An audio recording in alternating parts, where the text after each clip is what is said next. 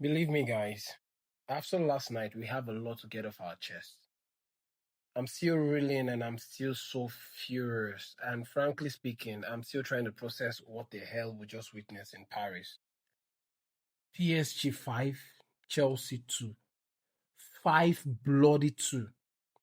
It was a Champions League round of 16 first leg that promised so much. And to be honest, showed so much for the 75 minutes and then collapsed into an absolute car crash. A shambolic capitulation that left us all staring like blankly at the screen. Like I couldn't believe what I was watching. I was wondering what exactly this club is anymore. The I nearly pulled down my TV screen from the console yesterday. I was so angry. I was so frustrated. I was boiling over. It wasn't just the loss. It was betrayal of everything that we thought we were building. Man, I'm still shocked. And let's just rewind to the pre-match buzz. Yeah, there was a sliver of hope, a cautious optimism. Like we saw the lineups, and on paper it felt like Liam Rosino had a clear plan. For Chelsea, we had Jorgensen in goal, a back four of Gusto, Fofana, Chalobah, and Marco Kurela, and our midfield pivot was the ever-present Reece James wearing the armband and Caicedo. Then uh, Enzo Fernandez playing as a 10, Cole Palmer on the right, and then Pedro Neto on the left, with Joao Pedro as the leading the line. And then it was an attacking lineup, a statement of intent, yeah. And this lineup was supposedly designed to be fearless and brave and to be able to play out from the back to bypass their press. And we knew PS's lineup to like was Safonov in goal, a strong back line of Akimi, Marquinhos, Pacho, and Nuno Mendes, and a midfield of Emery and Vitinha with Joao Neves, the usual midfield. And the terrifying front three of Desiree Doué, Dembele, and Bradley Bacola. And the idea was very clear. Wither their storm, be clinical on the break, and use our technical quality to play through their high press, especially exploiting the space behind the marauding fullbacks. And for the 75 minutes, you know what? It looked like it was really, really working. Okay, for I was actually proud.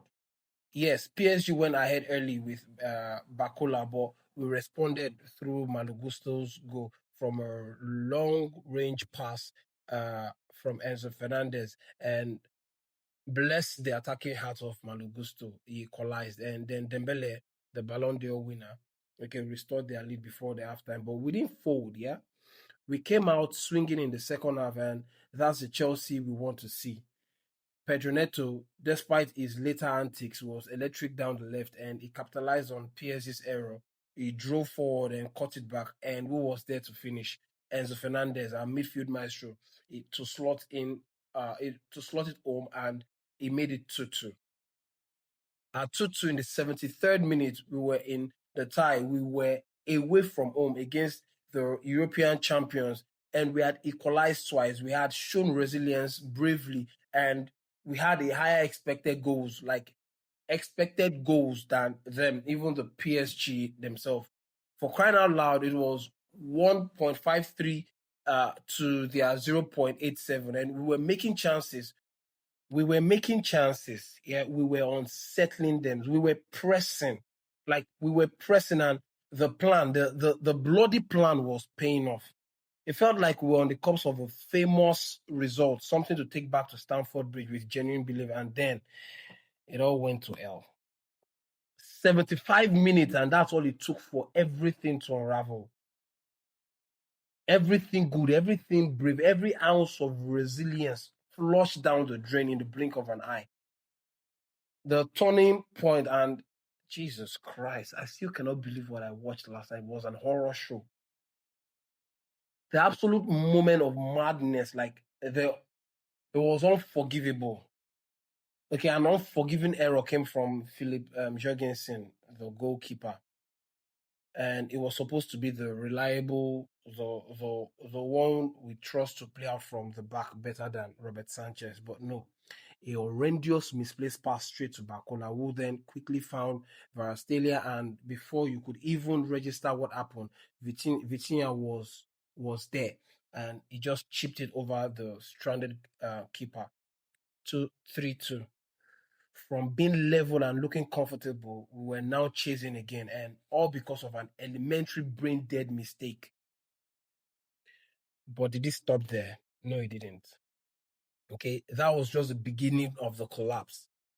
The floodgates just opened, and our concentration, our discipline vanished into thin air. Varastelia, who came on as a substitute, suddenly looked like prime Messi. He picked up the ball, danced around, and unleashed an unstoppable curling strike into the top corner and became 4-2. The game was gone. And then, as if to rub salt into an already gaping wound, deep into stoppage time, Varastelia again, unmarked, strolls into tap home a fifth, 5-2. 5 bloody 2. 3 goals conceded in the last 15 minutes of the game.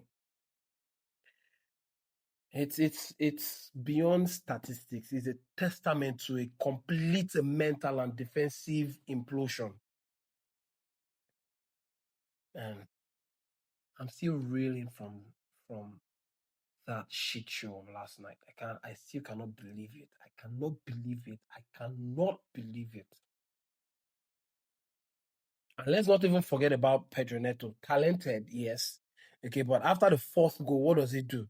He pushes over a ball boy, the same ill discipline and petulance, something we've seen too much of this season.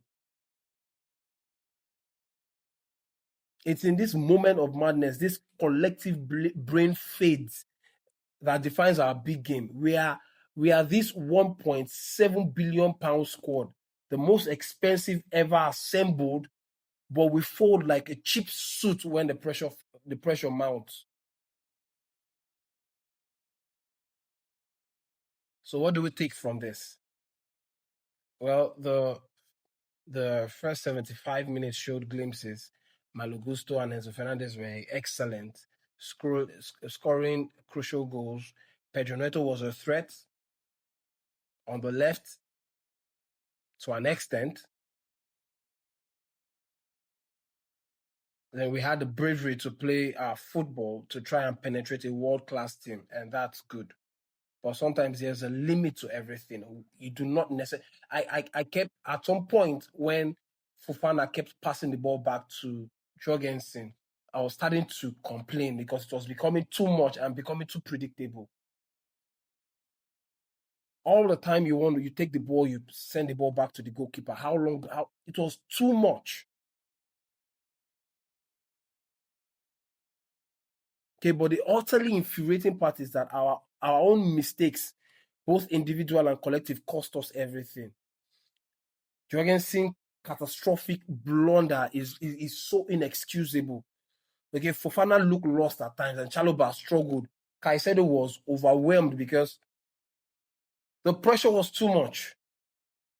Our defense, which was supposed to be the foundation, cracked under pressure, proving once again that despite the money spent, we still lack the top tier quality and composure needed, okay, at top level. Fair enough that Liam Rosino came on to take the blame for everything that happened yesterday. He took responsibility, saying he asked the team to play that way. But there's a difference between bravery and recklessness. When the chips are down, when a simple clearance is needed, you don't play cute. You don't take risks you cannot afford. And this team shows an alarming lack of footballing IQ at times, and especially when it matters most.